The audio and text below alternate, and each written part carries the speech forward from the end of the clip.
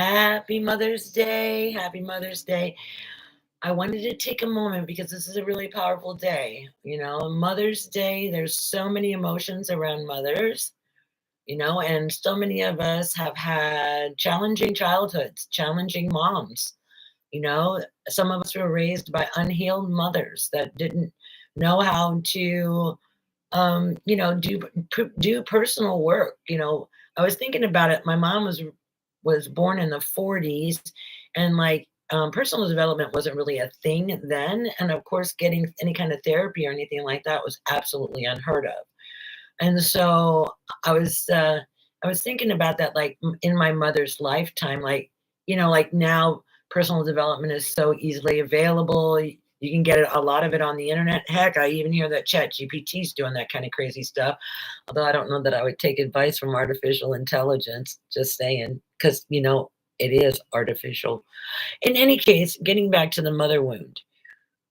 Every year when we come to this day, it's like, and we have a community that we serve. It's like, how do we serve the community? Because the relationship between the mother and the child can sometimes be very complicated. It can be very extremely complicated. And for me, I had a very difficult childhood. My father was not around. I think he left shortly after I turned 1 year old. Um, My mother ended up being a single mom raising one child. For 8 years, she was doing the best that she could to raise me. Uh, and but actually, I had a brother and sister. That's a whole nother story. But my mother would get into these relationships with men, and they weren't always kind to me.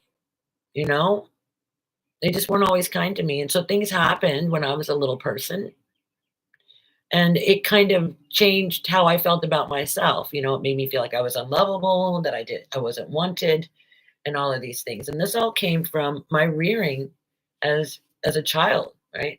And my mother was not healed. She was carrying a lot of wounding from her own childhood. But at that time in my life, when I was a kid, I didn't know anything about that. I wasn't thinking about, well, why does my mom act this way? Is there something deeper going on here for my mother that I need to understand? I didn't have those kinds of thoughts then, you know?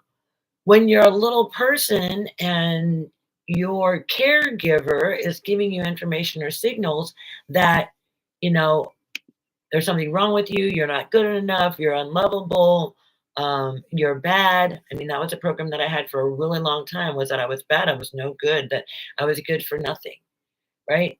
And these were things that I heard come out of my mother. And I know she didn't mean to imprint me in that way, but it did. It changed the way that I looked at myself. It also changed the way that I looked at the world. The world was a very unfriendly place to me, and I had a lot of rejection in when I was a child. Not only did my mother seemingly what would feel like rejection, but I also had my father definitely rejected me. He left. But then also my peers rejected me. Every time that I went to a new school, I wasn't the popular kid. So I had all these things in my mind about I was unlovable, I was unwanted, my dad didn't want me, my mom didn't know how to love me, the kids in school thought I was weird, and they didn't want to be my friend. And it really created this dynamic inside of myself where I was thinking, that there must be something wrong with me. There must be, I don't know. And and I carried that with me for a long time. And then, of course, as I'm thinking that there's something wrong with me, and that I'm just not a good person, or I'm a bad person. Well, if you continue to say that to somebody, they're going to actually begin to embody that, right? And so I gave my mom hell. And from in my teenage years, oh my gosh, I put my mom through some hell because I had these internal feelings, that I was unloved and I was unwanted and nobody cared about me. And so I think in that feeling of feeling unloved, unwanted, uncared for, then my demonstration became even bigger, right? And sometimes we see this in children where they just really act out, really. And I acted out. I mean, I'm telling you the truth. I put my mom through some stuff. And I didn't even realize at that time that my mom was having her own struggles because we're only looking at ourselves, we're only paying attention to ourselves. It's all about our feelings, what's going on inside of us. I never really had the opportunity to take a look at my mom and ask the deeper question of, wow, what's going on in my mom's life? What's happening with her? Why, what makes her respond the way that she does? Now I was raised in a time when it was the belief of spare the rod, spoil the child. So I got a lot of that. Got a lot of spankings and whippings and whatnot, and that doesn't help either. Like physically harming your children to try to get a point across doesn't work. It actually seeds things deep inside of them, you know, that they're no good, that they're not worth loving. And I think we have a whole generation, like there was a whole generation that grew up with that thought, that belief. Even if it's not true, because obviously it wasn't true. I am lovable. I am wonderful. I'm an amazing person, but it took my own personal journey and my own personal development to come to that place. So for years, for probably 40 years of my life, my mother and I had a very contentious relationship. Every time that we would get together, we would fight, and it would be a drag out fight, screaming, yelling. She would throw me out of the house. It was all that, just crazy, crazy, craziness. She would tell me what an awful daughter I was. I would tell her what an awful mom she was, and it would just go round and round and round like that, and it was interesting because when the time came to actually like care for my mother as she was getting older, I hadn't yet healed my relationship with her, so I was like, I'm probably not the person to do it. And at this time, I had three other siblings. Two of them have already made their transition, so I have one left, my youngest sister, and she's 8 years younger than me. And she decided that she would be the one because her and my mom had a much different relationship. I guess maybe the firstborn always gets the hardest. By the time that my sister came along, my mom was kind of chilled out a little bit. And then also too, my sister said, I watched you just get it. I watched you just get it. It says there's no way I was going to behave like that. There was no way I was going to have that happen to me. So my sister, she kind of hid behind my mother her whole life, right? And so that was the best relationship at the time for my mom to have come and care for her because we were fighting. There was just no way that it was going to work out. And so interesting, So I was doing personal development because, I'm thinking that there's something really messed up with me. And I was on that journey for a long time, like I found Wayne Dyer's Your Sacred Self. And that was the very first book that ever allowed me to see that I was sacred, that I was holy, that I was divine. It was the first book. It was the first communication that I'd ever had. And when I started to like believe into this, it really started to change me. Now, it's a lot of work if you have those kinds of programs running through you. It's a lot of work to kind of reprogram your mind into a different thought about yourself, because you've been carrying these, like repeating them in your own brain over and over again. For me, it was 40 years. And I was a victim to my mother. I mean, my whole life was a mess because my mom didn't love me. She didn't know how to raise me. She wasn't any good at it. She didn't want to be a mom. I had all these things. My mom never should have had children, blah, blah, blah, blah, all that stuff, right? But the reality of it is that I took this personal development course and we deal with our subconscious programs, right? The thoughts that we have that are underlying and that are kind of running the show for us. And there's a lot of times I think that probably the most detrimental program that people carry with them is the program of worthiness. Am I worthy? And I see it all the time as I'm working with people. That's what comes up, their worthiness. They don't think that they're worthy. They don't think they're worthy to have the things that they want, to live the life that they want to live, or to have happiness or joy, or a beautiful, loving partner, a family. They don't think that they deserve those things because they don't think they're worthy. And so this is something that I was facing as I was in this personal development course. And I was looking at, they had this day. It was called Mommy Daddy Day. It was a very interesting day, but it was a day that actually changed my relationship with my mother. And it only takes one person to change a relationship. Did you know that? Just one. You. If you change how you experience the relationship will absolutely change. My mom hasn't changed at all. My mom's still the same mom. She's still fraught with all of her fears and all of her worries, concerns, and beliefs and all that. And but it's different now because in this class, we went to healing the mother wound, and the very first thing that they had us do was they had us bring into mind a picture of our mother when we were little. Like it's probably going to be getting harder and harder for all these digital kids these days. But I remember this picture of my mom that was hanging on our wall. It was a professional photograph that was done, and she's like this, you know, in the photo. And I remember that. I remember that. So I brought that to mind. And so I'm looking at my mom. She's probably 23 years old in this photo. And I'm looking at this picture of my mother. And then the facilitator starts to ask questions like, okay, well, who is she? Who's your mom? What are her hopes? What are her dreams? What are the things that she's deeply passionate about? What does she love? What makes her laugh? What is she afraid of? What are her fears? What's her sadness? What's her disappointment? Where are the parts where her heart is grieving? And as these questions were being asked, I was looking at my mother and I was like, wow, these are things I've never asked. I've never even asked her like what her hopes and dreams were. And here I was sitting with this image of my mother in my mind and looking at her and really beginning to tap into who she was at 23. What were the things that she feared? What were her greatest sadnesses? You know? And it changed my perspective around my mother. Or it started to, right? That was just the beginning of the exercise. We continued on with the exercise. And after we had that moment of like seeing our mom, asking these deeper questions about who she was in her youth, what she loved, what her biggest desires were, what she wanted for her life, what were her dreams for her life. And as soon as we brought that to a close, then we were invited to regress our mother again back into when she was a child, a little one, maybe 4 or 5 years old. And you placed her in the middle of a meadow with wildflowers everywhere. And you saw her dancing in the meadow, laughing, butterflies surrounding her. She's smelling the flowers, she's singing. She's just in her infinite innocence and her divine beauty.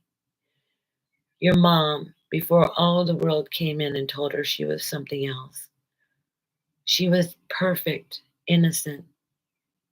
And you watch your mother dancing in the field, and she was just so beautiful, so lighthearted. This was long before any of the concerns of the world or any of the programming from society or her parents or peers, any of that, before any of that came through, she was perfect. She was happy. She was filled with bliss. She sang songs of love. She talked to trees. She danced in the flowers. The butterflies danced with her. It was so beautiful. And here, at that moment, wow, that really kind of like blew my mind, like seeing my mom as a 5-year-old, because we always just see our mothers as they are. But then we were invited to go and dance in the field with her. And just that being with my mom and looking at her joy and looking into her beautiful hazel eyes and her big old curly locks that came down in her little barrette with the bow on it, it was so magical. And it was like, wow, I'm connecting to the purest essence of my mother.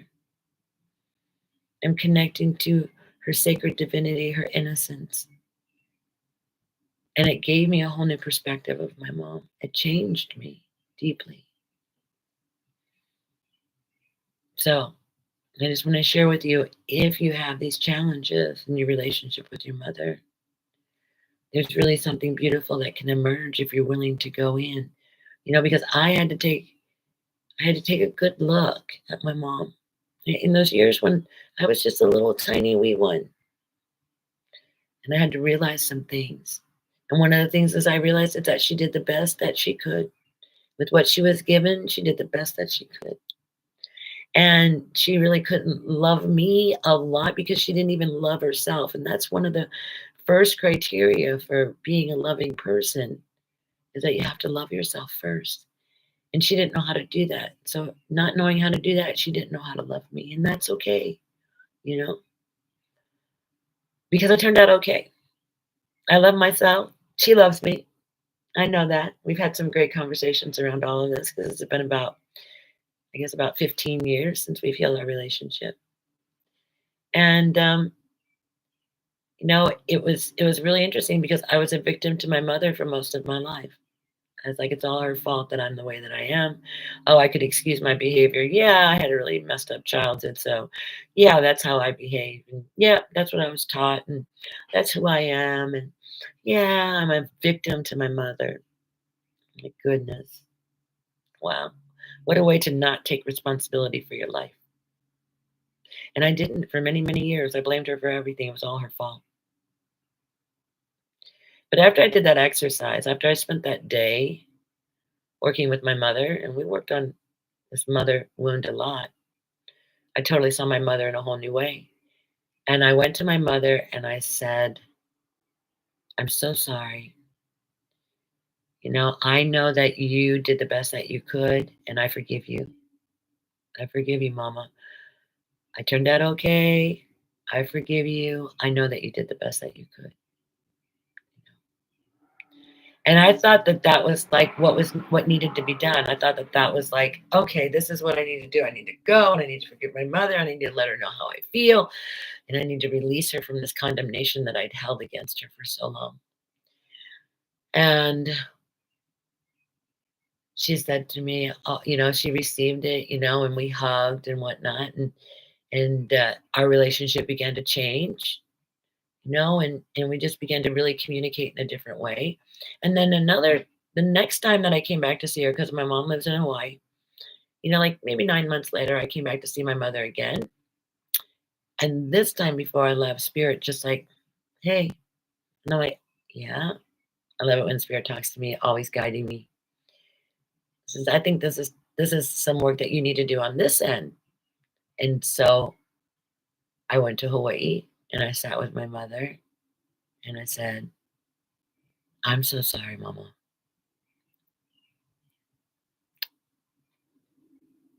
for how hard I made it for you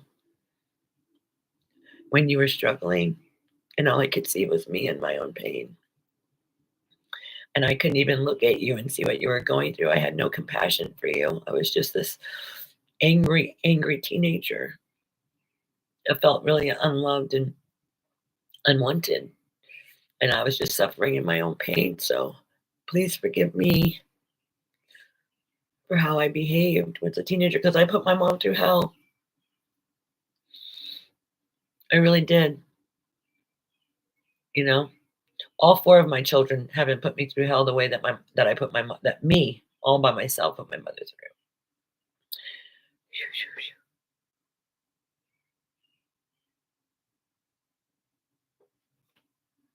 So I had to ask forgiveness. And she said to me, she said, hey, it's okay. You turned out great. In the long run, it's all good. And I'm like, no, no, no, no, no, no, no, no. We're not going to just pass over this moment and just gloss over it. This is real. I want you to know I am so sorry for all the challenges that I brought to you when I was growing up as a child. All of the things. I mean, my teenage years were hell on wheels. I'm telling you, folks. You'll probably never know the whole truth of it because it was wild. I was, I was angry. I was really mad. I was mad that my dad left me. I was mad that my mother, for whatever reason, couldn't love me. I didn't know that she couldn't love herself, and then I look back and my mom, my whole life, my mother, I mean, still to this day, she struggled really with her weight her whole life. She ate her feelings and she was very heavy all of her life, and that that pain that she carried, that she fed with food, is it stayed with her whole life. And so now today she's having to deal with that, her body just carrying all that weight, her bones, all the things, so I don't know where you are with your mom. My mom and I fought awfully, terribly. We couldn't even really be in the same room together for almost 40 years, you know.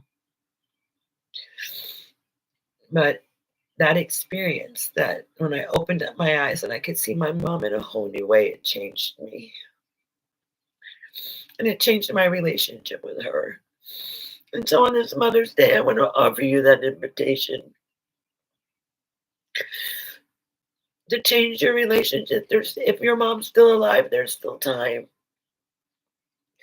There's so much forgiveness that can be given. Forgive forgive ourselves. That's probably the hardest thing, was just forgiving myself for what I put her through. I probably made her eat a whole lot of bad stuff too, because and even without me being crazy, she had her hands full because she wasn't really good at choosing good men. Because when you have a belief about yourself that you're unlovable and you're unworthy, well, you attract that into your life. So the men that she attracted into her life were abusive to her. And I got to watch this too, you know.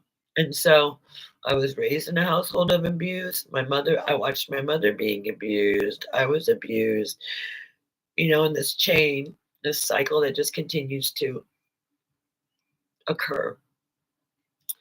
But I've broken that chain with my kids. I'm not, I actively chose that I wasn't going to do that with my own children. I never spanked them or beat them or any of that, because I know what that felt like. There's just such a demoralizing feeling to be struck by your caretaker. But that was back in the day, when that was how parenting was taught. Like, you spank them, you beat them, you push them into surrender. You know, and I was just rebellious. I still am. In so many ways, I'm still a rebel.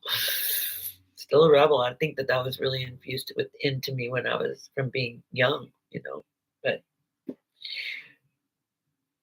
our mamas, some of them have endured great suffering.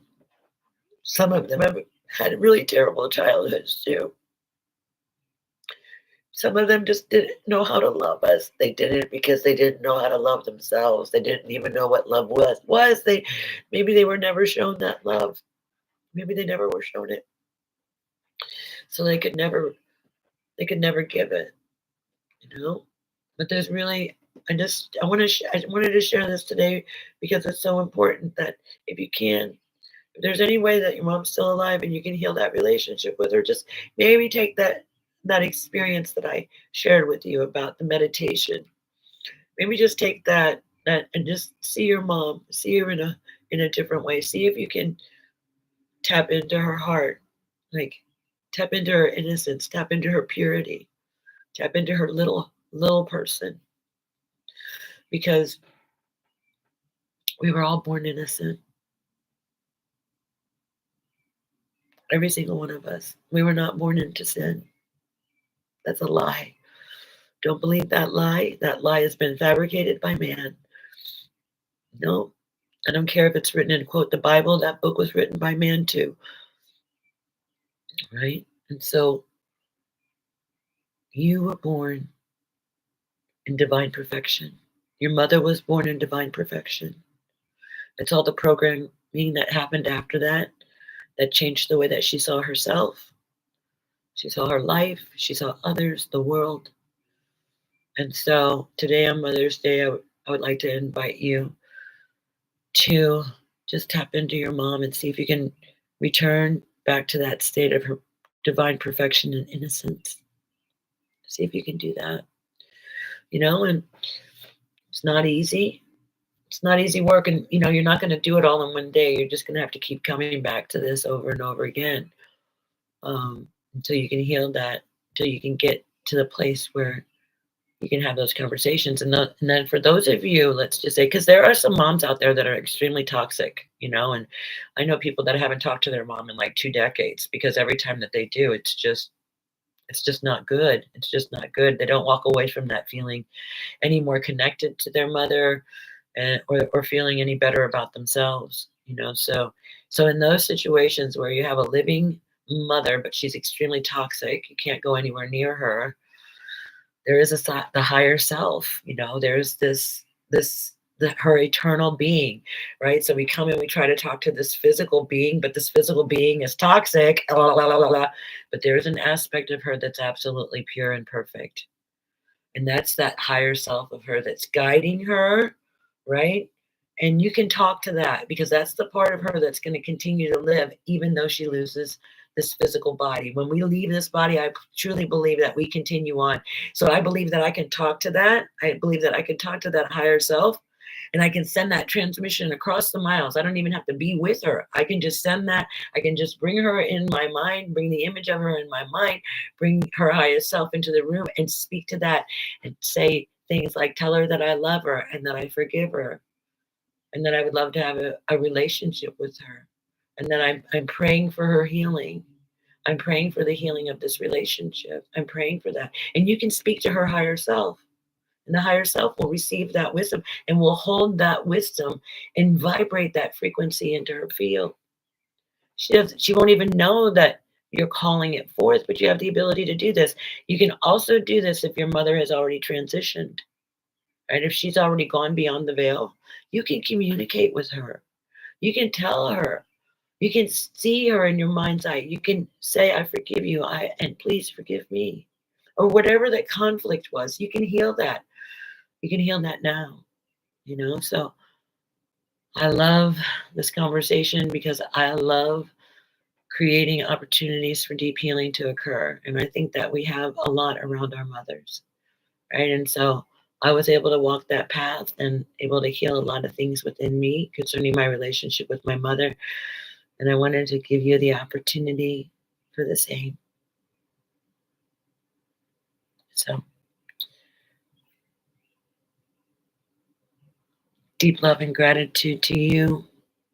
I'm grateful for your mother because she's the vessel in which you brought form into the world, where you went from a spirit being into a human being.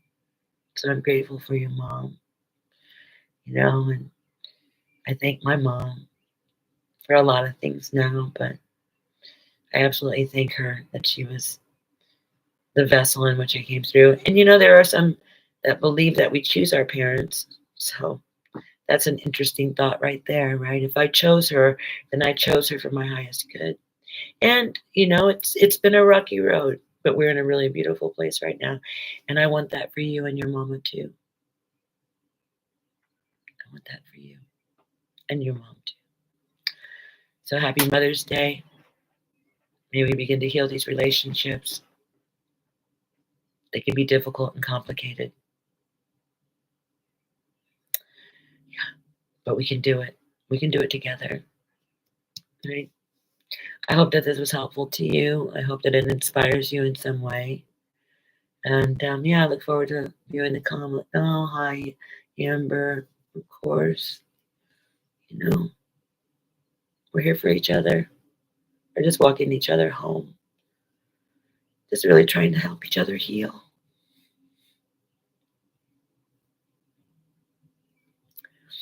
How can we bring more healing into the world? There's so much pain and suffering in the world.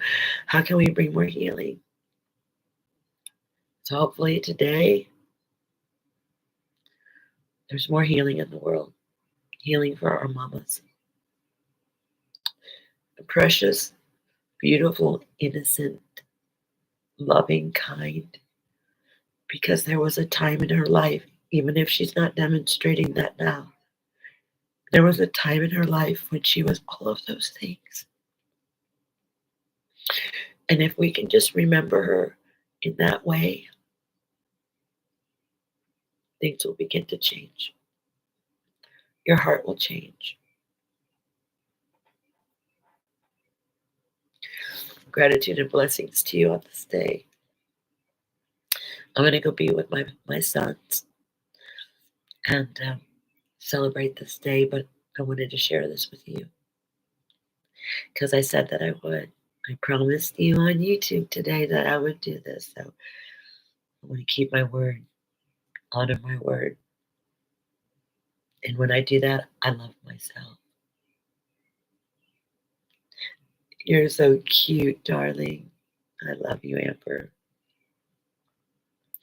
I love you. I love you. And whoever this message serves, I am grateful for that.